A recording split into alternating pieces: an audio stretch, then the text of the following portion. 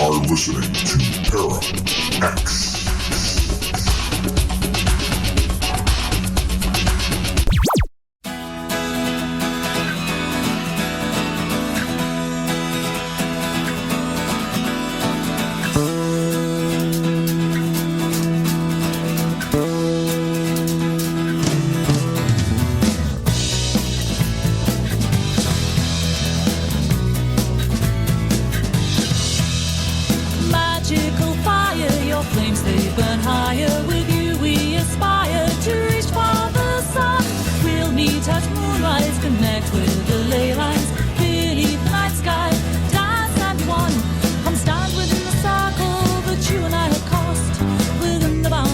This time we'll take the knowing path.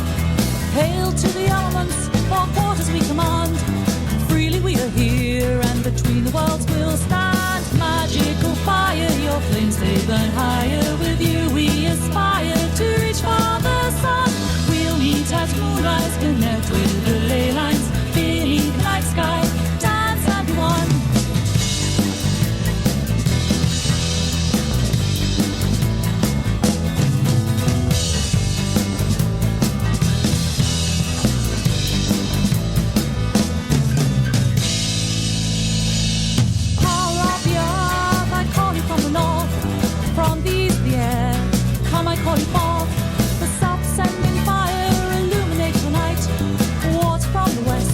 Bring power to this ride. Magical fire, your flames they burn higher. With you we aspire to reach for the sun.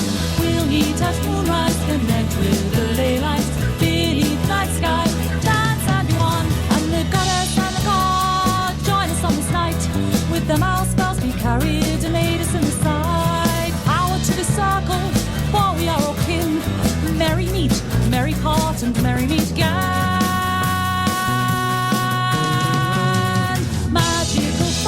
Your flames they burn higher. With you we aspire to reach for the sun. We'll meet at moonrise, connect with the ley lines. Beneath the night sky, dance and be one. Magical fire, your flames they burn higher. With you we aspire to reach for the sun. We'll meet at moonrise, connect with the ley lines. Beneath the night sky, dance and be one. Magical fire, your flames they burn higher. With you we aspire to reach for the sun. We'll meet at moonrise, connect with the ley lines. Beneath the night sky, dance and be one. Dance and be one. Dance and be one. Dance and be one. Dance and be one.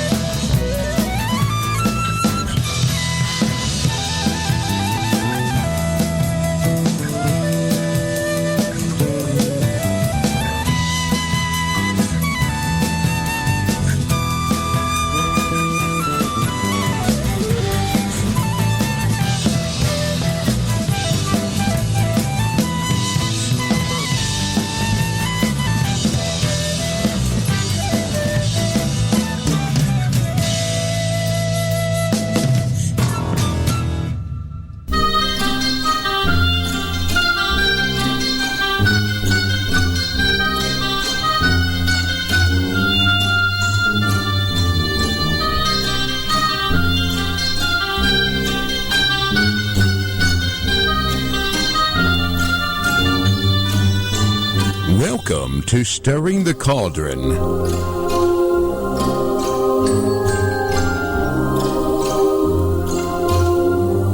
Now, here's your host, Marla Brooks. Hey, merry meet everybody, and welcome to Stirring the Cauldron here on the Para X Radio Network. And as the opening song suggested, tonight we're going to be talking about magic in general, and spells and spellwork in particular with my guest, author of Goddess Spells for Busy Girls, Jen McConnel. We're going to discuss the mechanics of spell casting, how to cast a spell, tools, rituals versus simple spells, the whole gamut of spell casting, which I lovingly refer to as the good, the bad, and the ugly. And we'll be sharing actual spells along with ways to kind of illustrate what we're talking about. We're going to have a quick visit by Tim Shaw in a little while because he's got some spell work to talk about that some people do, some people don't, but it's all part of the game. And we'll also be happy to answer any questions about spells and spell casting. So if you're in the ParaX chat room, send me a private message with your question and we'll get it answered. And if not, you've got plenty of time to get over here at www.para-x.com. So it's going to be an interesting and informative night. Don't you agree, Jen? I think it's going to be fun.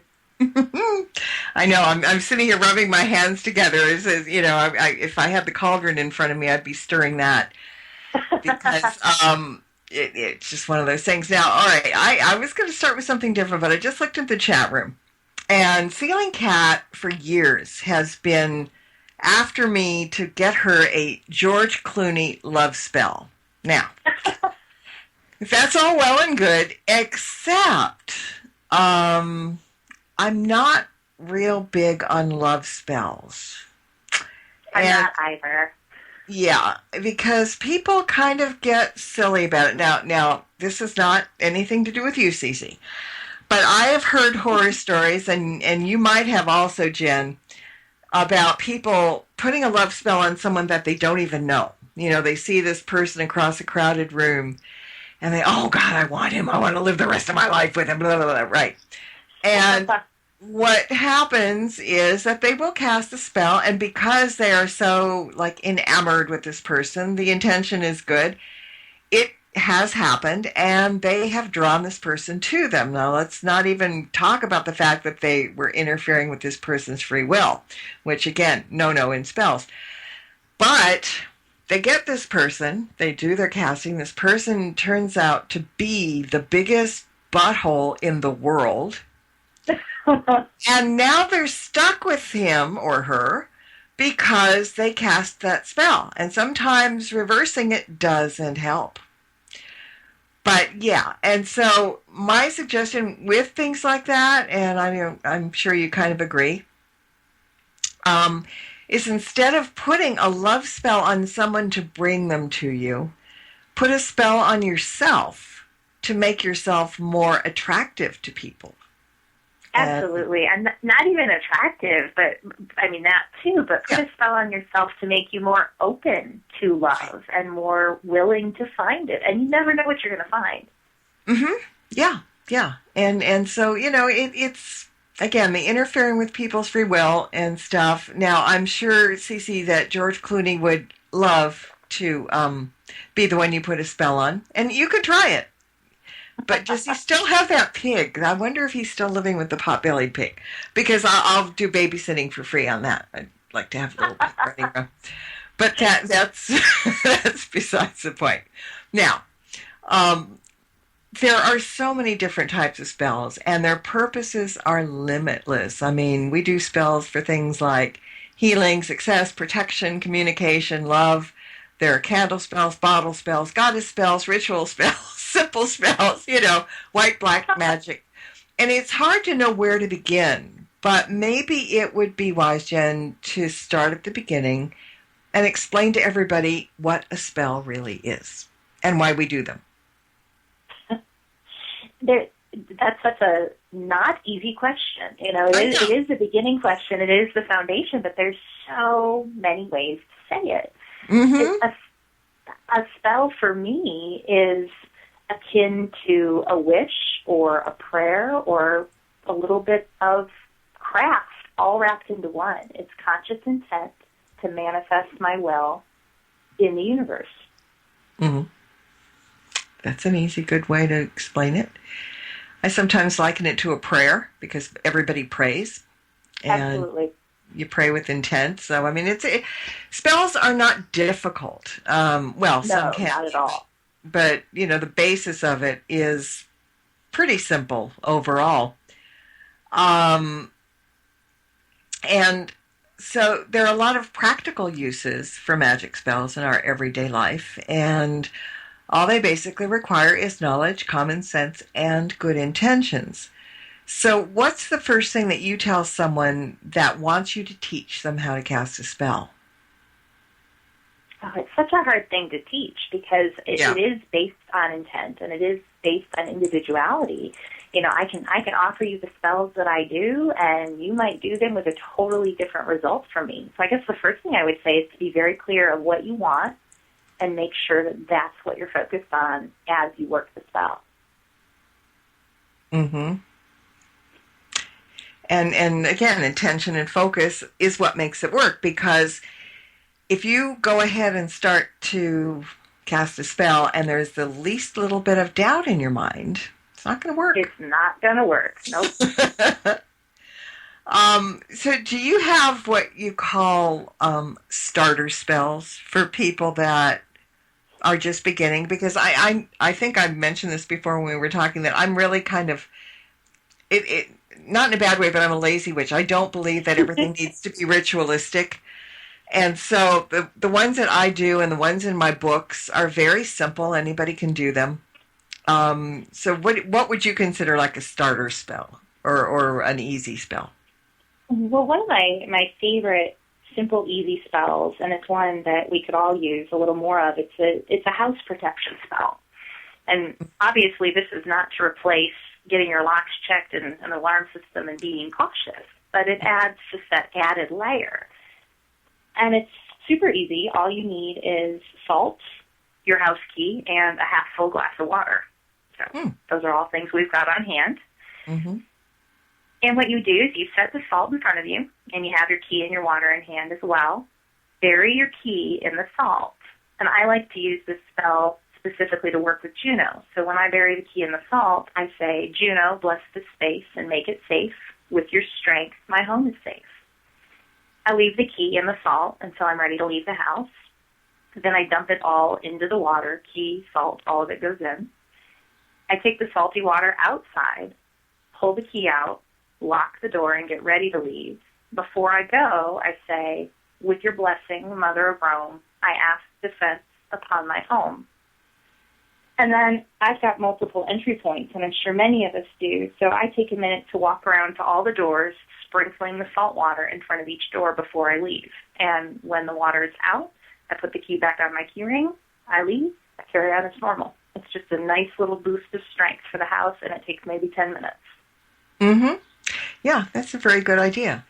I think people think that spells can take the place of mundane things, but as you said, use magic to help, or do what you need to do with it, but don't leave your front door open, do the spell that Jen just said, and expect somebody that was going to break in not to be able to break in. You know what I mean?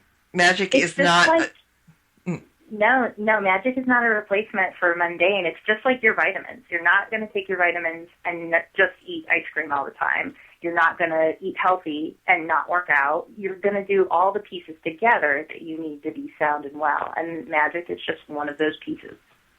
Mm-hmm. It gives a really good boost. I mean, there are times, let's be honest, that mundane things don't work. And I've heard people say, never use magic until you've tried all the mundane methods. I kind of disagree with that, only in the sense that I think it can be a help to the mundane methods. It doesn't have to be either or. They can work together. Absolutely. Right? It can be very holistic. Mm-hmm.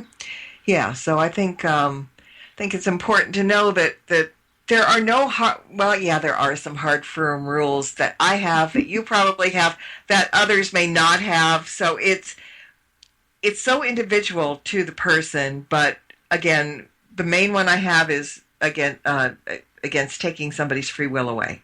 That me too. That is don't just do not do that.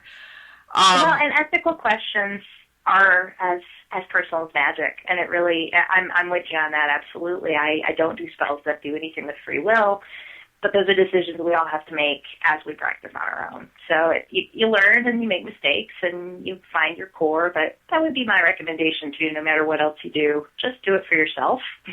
Mm-hmm. Exactly. Now let's talk a little bit about tools of the trade. Some people use tools all the time, some once in a while, some not at all. So which category do you fall into on this, and what's your favorite tool if you have one? I'm very much a once-in-a-while kind of person when it comes to tools. I guess my favorite tools, I'm going to have to say two. I use a lot of candles. Mm-hmm. That would be one of my favorite tools. And I use a lot, I know it's larger than one, but I use a lot of herbs. So I use a lot of things that are in my kitchen that I can get my hands on, and I use candles. But otherwise, sometimes maybe I need to use the incense, or maybe I need to use the bells, but I try to keep it really simple. What about you? Do you have a favorite tool? I'm kind of with you. I'm at the candles. Absolutely work for me. Easier incense, crystals, that kind of stuff. Oh yeah, really, crystals. The simple things. Now we got a question kind of in regards to this from the chat room, and she wants to know, do you have to cast a circle every time? And is it really a bubble, not a circle on the ground? That's a good double question. You can have that one, and okay. Add in, yeah. Well, I would say no, you don't have to. But again, you and I have already established we're both fairly lazy in our practices. For me, I tend to do most of my spell work in my sacred space. I have a little altar set up in a corner of my room, and that tends to be where I work. So I don't cast a formal circle that much anymore.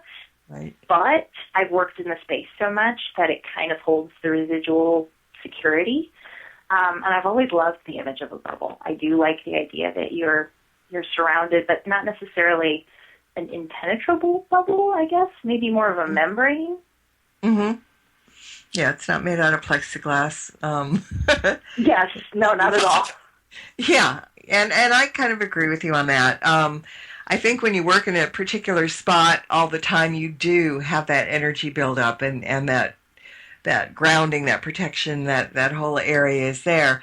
I also think that every so often, while it's not necessary, in my opinion, a good ritual is nice. If you have the time, if you have the know-how, it's the ceremony of it kind of puts you in a really good place while you're doing it. It's kind of like, and I've used this before, it's kind of like going to church on Sunday or going to a high mass on Christmas Eve.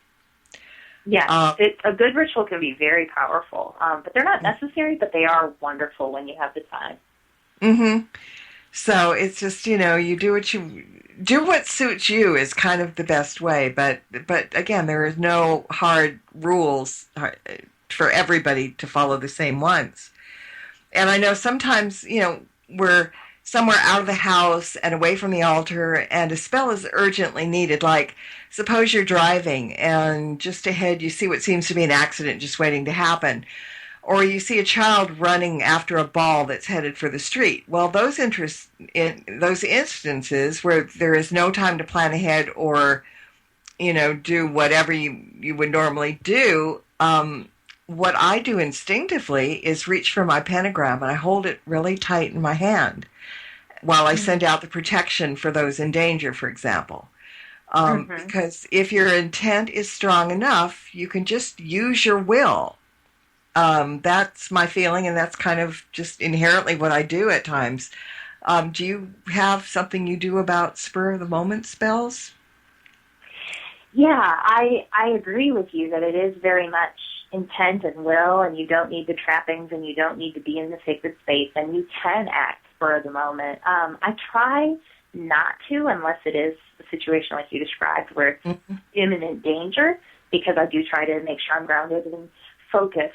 For me, if it's a spur of the moment spell, yoga breathing and a little bit of Sanskrit chanting is a really quick way for me to tune into my center and then feel the energy and know where I need to send it.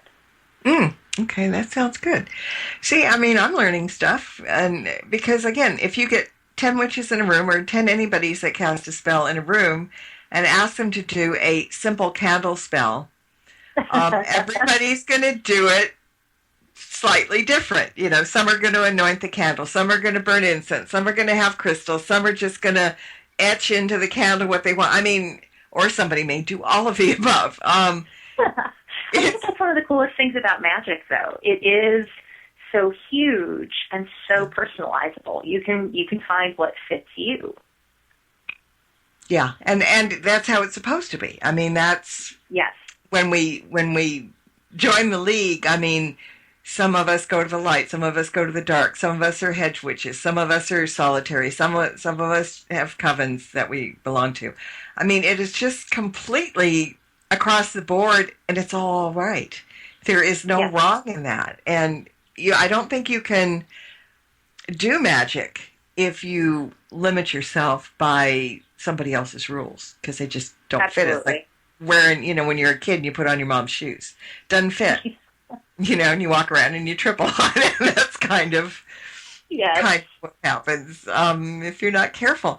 Now, okay, so here's also the really controversial thing. I want to get into the you don't have to be a witch to cast a spell controversy, because in my way of thinking, while it's absolutely true that just anybody that knows how to pray can cast a spell, and a lot of people do, but, and this is the big but, not everybody should, and they don't know that, because there are lots of things involved, and this is where not enough knowledge is a dangerous thing, not only to the caster and their loved ones, but also to the person on the other end of the spell and their loved ones. One slip of the tongue or a slip of the wand could spell disaster, even in a spell cast with the best intentions. So what's your opinion about that? Well, I feel I agree with you to the extent that you want to be cautious, you want to be careful no matter who you are, how you come to magic. But I do feel that anybody can cast magic, anybody can work a spell. I would hope anybody who had that intention wouldn't be going into it blind. But I don't think you have to be a witch to cast. I don't think casting magic makes you a witch. No, that's very true. I just worry about people because if first of all, I don't think it's wise to go on the internet and look up a love spell, for example, because you don't know who created it. You don't know what their intent is. You don't know what it's attached to. And that's why in both my books, I've got how to create your own spells. I mean, I have spells, and they're done in the best positive intentions, not by some 12-year-old who's experimenting and putting them up on the web.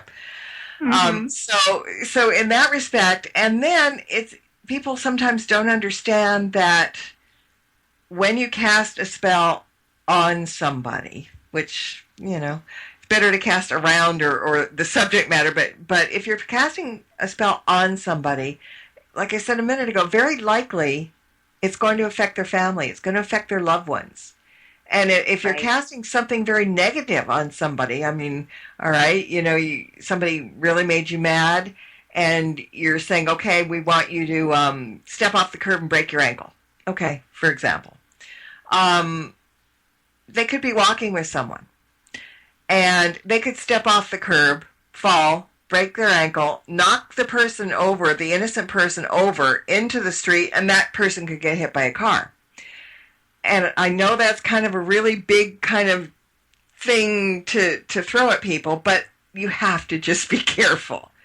And for that reason, too, I mean, like you said earlier, I try not to do anything that interferes with free will, and for me that also encompasses, I try not to take matters of justice into my own hands, because you never know how it's going to manifest and who is going to get sucked into that. And that's just for me personally. Yeah, and that's why I kind of say everybody can cast spells, but not everybody should. Because there are people that just may not think about these things or care about these things. They're on an agenda. Well, I can cast a spell. I'm going to hurt that person, to hell with everything else. Or not. And that's a whole other conversation. Then we're falling down the ethics rabbit hole, and that's, I think that is something that stands even separate from spellcasting, too, because that comes from a very different place. But it does get wrapped up into spell work because there are those spells out there that people could find. Well, there we have another date for a show. The ethics. And I like that. And I think we should, because that kind of gets me jumping up and down sometimes. I got a question from the chat room. well, two actually, from what we were talking about. Moof wants to know what exactly a hedge witch is, and I can't say it without tripping over my tongue. What's your definition of a hedge witch? Oh, hedge witch is one, I guess I would just say, very earthy, herbal, homey focus, kind of more of a folk magic focus. At least that's my understanding. I wouldn't call myself a hedge witch, so it's not a title I've really explored. What would you say? Well, I've been called a hedge witch, and in some ways it's true. It is a little folksy, it is a little thing, but I'm not real big on labels because I think that we're all, if we're white witches, as there's that label, I think we sometimes have reason to cross the line, and not all dark magicians do horrible things all the time. So, labels are kind of thing, but I kind of like the idea of living in a little English cottage surrounded by hedges and little animals running around and doing the craft, doing my thing there. I really like that idea, so I think I could fit into that pretty well. The new version of the fairy tale witch. Yes, exactly. All right, so now I have another question. Said, doing spells and using a candle, do you use a 7-day glass candle, tea lights, which is better, or taper, and how long should the spell be done? And during the night, a week, 15 minutes? There you go. That is a huge question. I could write an essay on that. Candle spells 101, I think. It depends on the spell. I tend to default to those little, they're about 3-inch tall, 1/4-inch wide, itty-bitty little, I call them spell candles. You can buy them usually at like a organic grocery store or if you've got a witchy store in town. Those are my default candle because they burn out in about 3 hours. I've used the 7-day candles for longer term spells. I don't think I've ever used tea lights for a spell. I think I just use those in general. So it really depends on what you want. It depends on the intention, the type of spell, the length. And I know candle magic's really your thing, so what would you say? Well, I use what you're talking about usually to a votive is what I think it is, the little chunky 2-inch ones. But I've used other types, and I've actually used tea lights in a pinch. When I needed a white candle and I had a tea light, it doesn't really matter. If you're doing a candle spell and you need to write on the spell, etch what you're looking for, if that's the kind of spell you're doing, obviously you're going to need a little bit bigger candle. Bigger candle, yeah. Yeah. No, the candles I meant aren't exactly votives. They're long and skinny. They're not tapers. They're like little baby tapers. They're those, okay, I don't know. I'm really partial to those, though. But, yeah. Yeah, I know what you're talking about. I've got some of those, too. It's hard to keep track of candles. I know. And as far as burning them, I mean, you can, if you do one that lasts 3 hours, say, and you're going to be home, let it burn down. But there's nothing wrong with blowing it out after you've cast the spell. What I do when I blow out a candle is once the smoke starts rising from the wick, I take the smoke in my hands, I rub my palms together, and I open my hands towards the sky and let the intentions fly up that way. And that's kind of the way I close a candle spell. I do that too, only I kind of take the reverse and I use my hands to cup the smoke and wash it over my third eye. Oh, yeah. Okay. I've heard that too.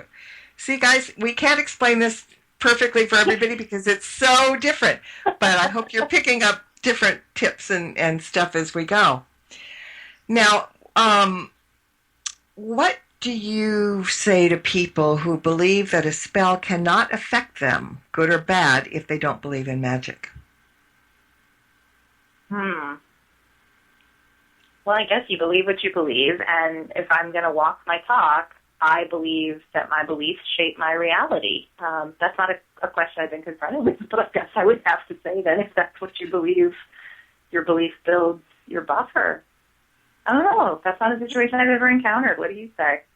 It's a coin toss because I think that when we do magic, it's powerful enough to work. Mm-hmm. And to me, I'm not sure not believing is enough to put up a buffer. I don't know. It's a really hard to ask or to answer. But I guess your belief system does play into it. I just would kind of like to think that, especially in good magic, that I could help somebody whether they believed it or not. Yeah, that's true. It's a double-edged sword, though, because wanting that to be true means then that somebody could get to you harmfully, whether you believe it or not. Yes, I know. Oh, God, we can't be any more definitive about anything tonight. But again, it's throwing things out there, and like with magic, you decide what works for you and what's best for you. Now, I want to talk about good versus bad spells, because that's a pretty slippery slope, and the lines may get crossed at times, but it's part of the duality of light and dark, black and white. You can't have one without the other. And good and bad is kind of subjective. I think a white witch would cross a line if a loved one was in mortal danger. And like I said, even a black magician has to do good once in a while. So you would think. So how do you feel about black versus white when it comes to spells? Like you said earlier, I try to avoid a lot of labels. And I try to let my magic be guided by my ethical principles. I don't interfere with other people's free will, but I agree with what you said, that the lines get crossed when it comes to, intense mortal danger and, family and loved ones of your heart. But for me, I guess in those situations, I leave it, and because my magic is so goddess magic, so centric on the deities, in those situations, I tend to just make an appeal rather than setting a direct spell. And I will say, here's the situation, here's what I'm afraid of, please take care of it. And I guess that's my workaround for the tricky ethical questions. Yeah, okay. Well, and on the subject of kind of the darker side, there are certain types of candle spells, for one, that are a little darker than others because of the candle itself. And Tim Shaw is slightly familiar with that. And so let's bring him in. Tim, let's talk about this a little bit. Slightly familiar. I wouldn't know what you're talking about. You know exactly what I'm talking about. I'm being kind. No. Someday I'm going to learn all that witchy stuff from you. Yeah, okay. Well, let's talk about the Botanica, and let's talk about the candles, and let's talk about how they work and if they are different than, say, the Coventry candles that I might use. Well, if I were to use some, let me preface it. I mean, first of all, I'm an old spiritualist. I mean, we were brought up in the traditional way where you don't really use any kind of tools whatsoever. It's almost all pure intent. But I through the course of how many years have we been doing these shows? 7-8 years. 100. Yeah. It feels like it some days, but over the years, I have become vastly more aware of different things, and I'm a firm believer in candle magic. I'm a firm believer that they are just the target of focused intent, and the Botanica where I go is a wonderful place. It's they sell many things for the religion of Santeria. A little bit of voodoo and hoodoo, but mostly Santeria. And I started to learn a few things here and there. And now the first thing I got to preface is the fact that I don't believe in heaven. I don't believe in hell. I don't believe in angels. I don't believe in demons. But I do believe in guides or saints or something of that, of deities and entities of that nature. And I also believe that all of life is kind of a balance in a gray area.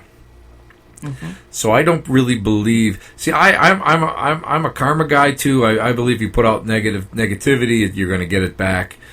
I've seen it in my investigations. I've seen it in the counselings that we've done with clients on very, very violent and negative hauntings.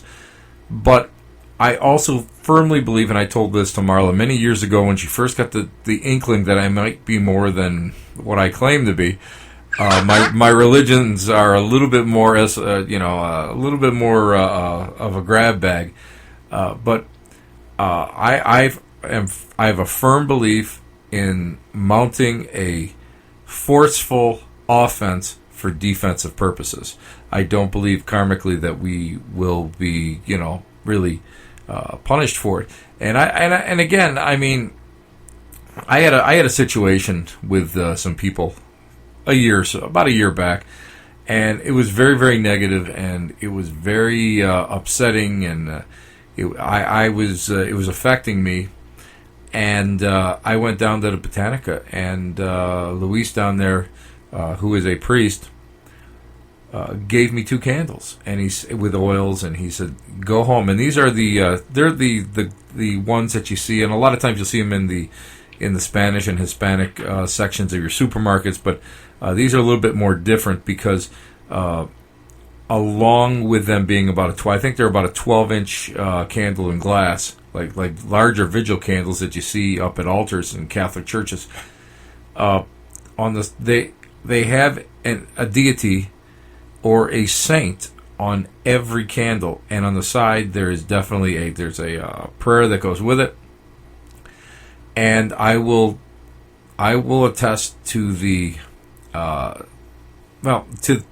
to the accuracy and how these candles work. It amazed me.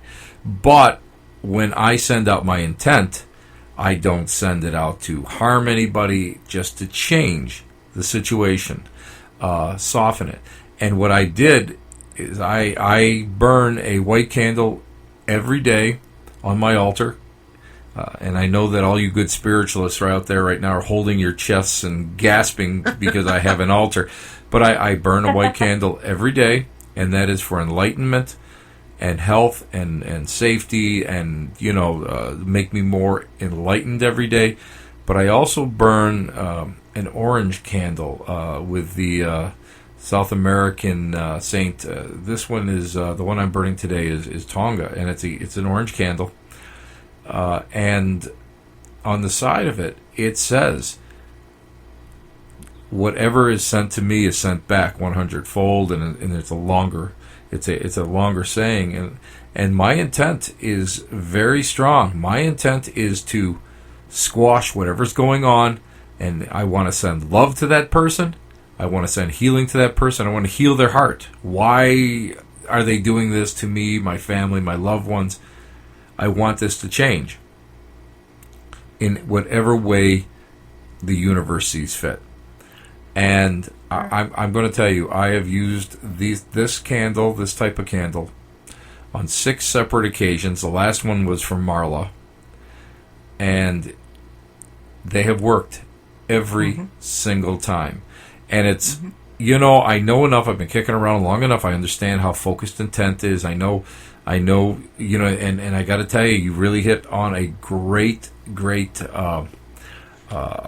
explanation of ritual, because I was just down in Atlanta speaking, and during the panel, we were talking about different things on different rituals, and I explained it pretty much the same way you did, and it being ritual, it being a stylized or focused prayer. That prayer becomes a focused intent, a very, very strong wish, intent, and that's the way I approach these things. And I approach them, the one thing being having worked with all this negativity over the years is the fact that you cannot have any chink in your armor. You have got to be, whatever your belief system is, you have to be 100% a total believer.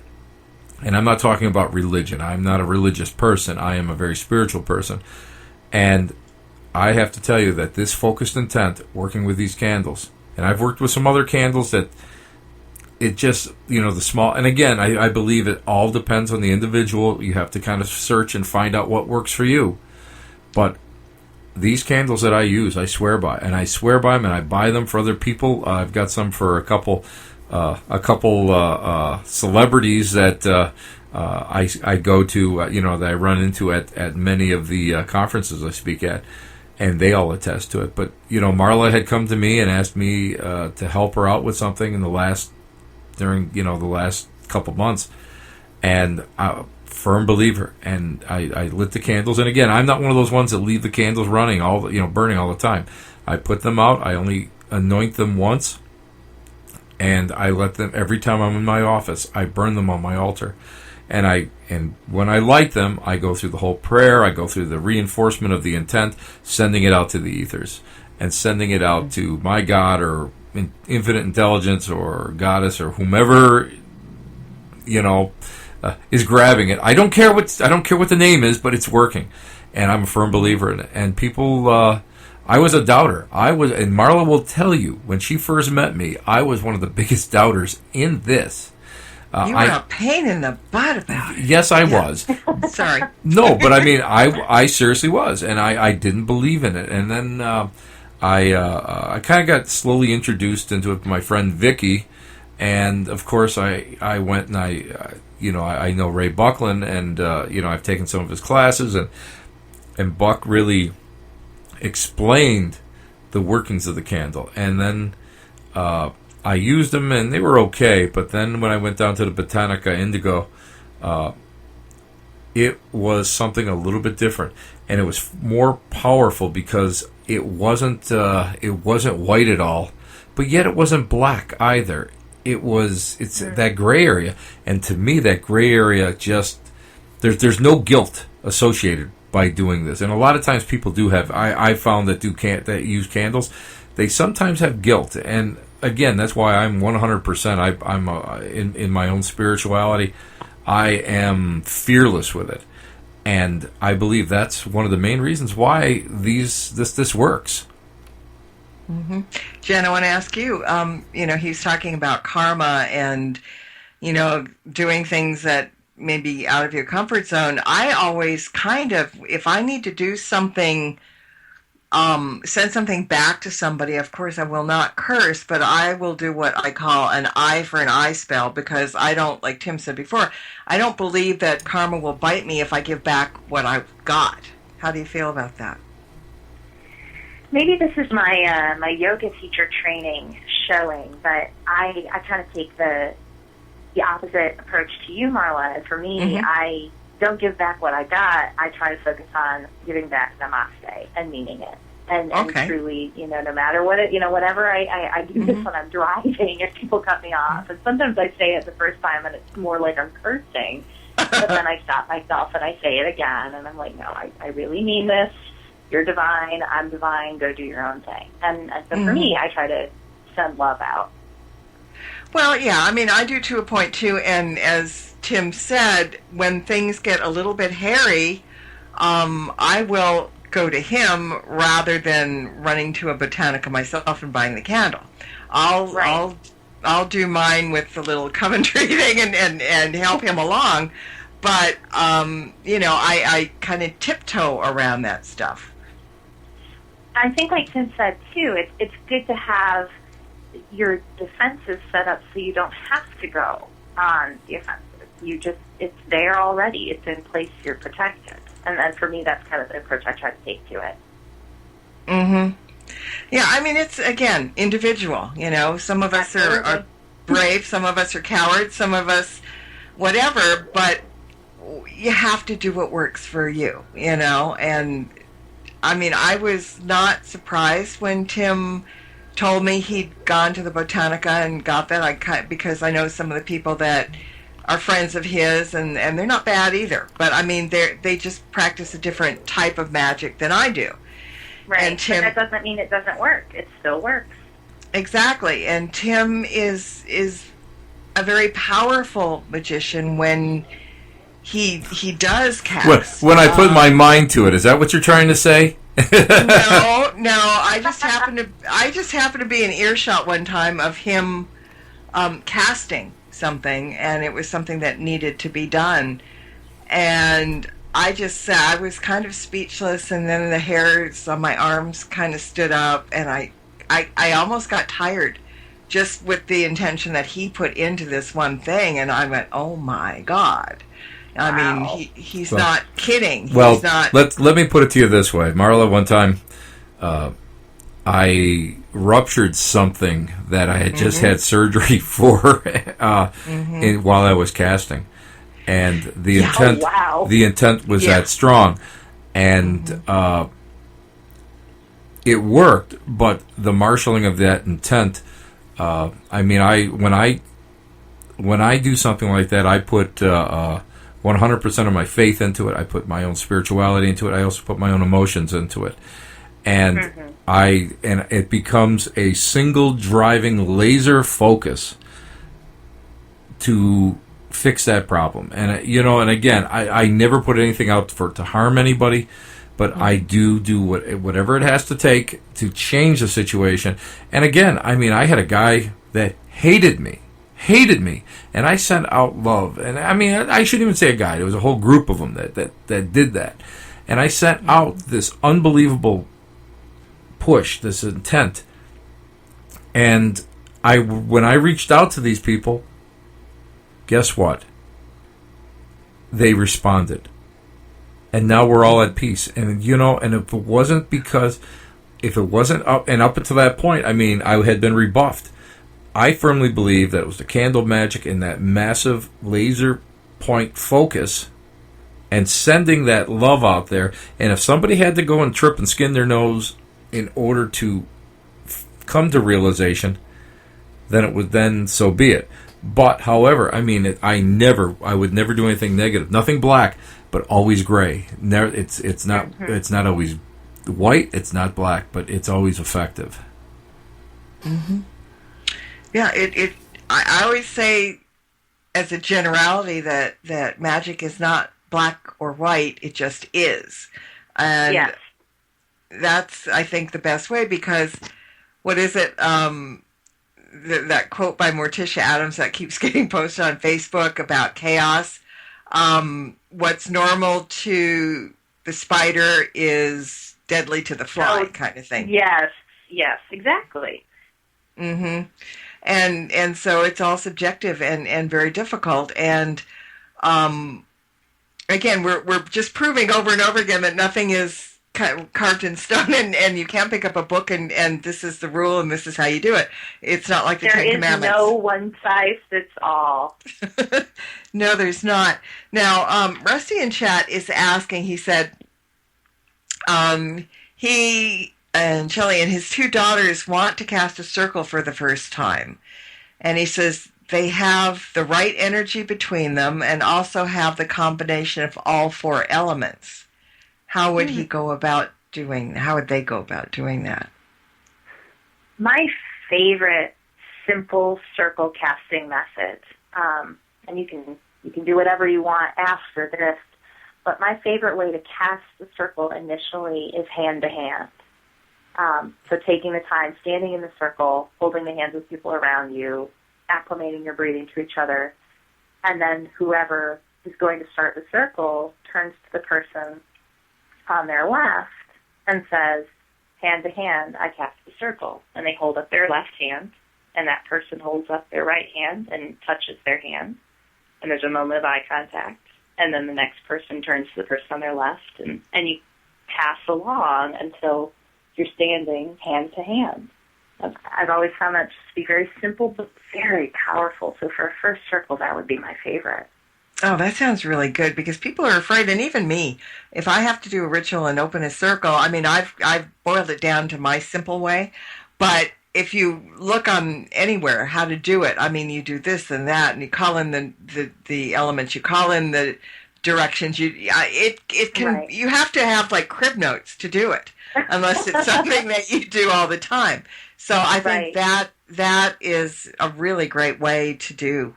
And you can add all the extra to it. It's a starter. I mean, you can just do that, and then, or if you wanted, you could add the elements. You could add the deities. You could add, the watchtowers, whatever you want to do. But just for a first basic simple circle, I love that so much. Well, thank you for that, because I've not heard one explain that simply and easily, and wow, good. Very, very good. I have got a really great group down here to thank for that one. That is not mine. I'm very lucky to have experienced it. So we got to thank them too then. All right, so give us another spell. Oh, okay. We've been talking a lot about candles. I got a candle spell I could share. Good. Okay.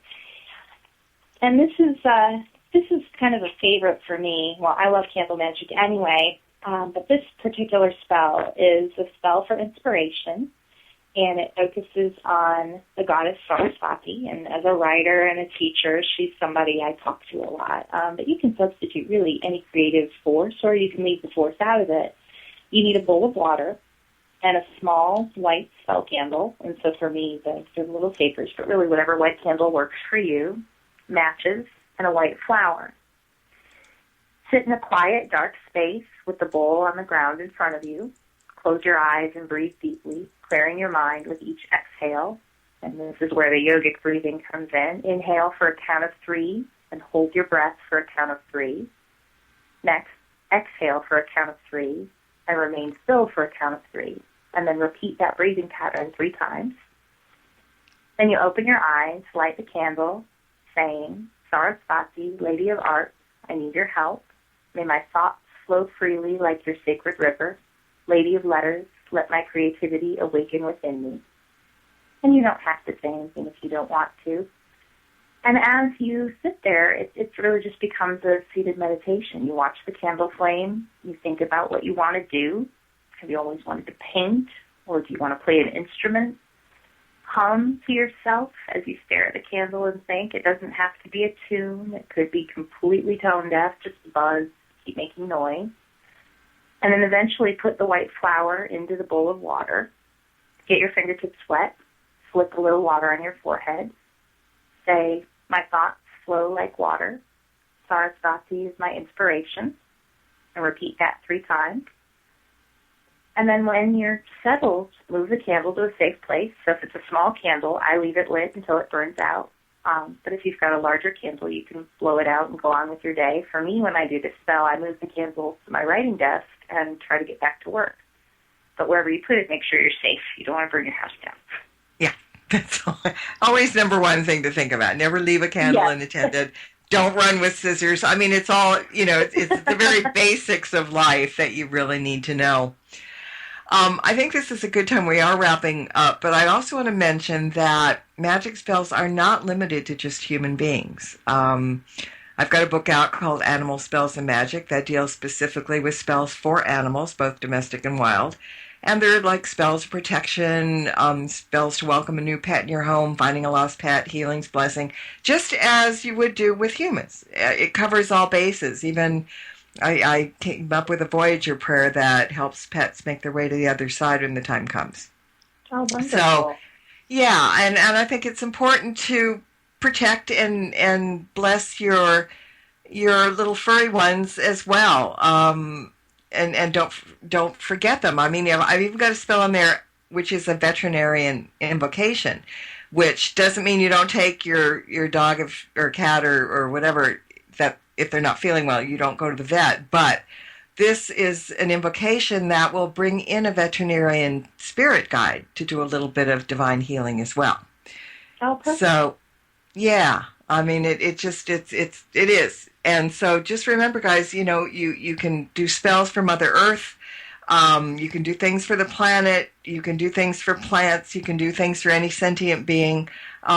It's not limited. And I think probably we're going to end up doing another show on spells and more just spells because it's really important.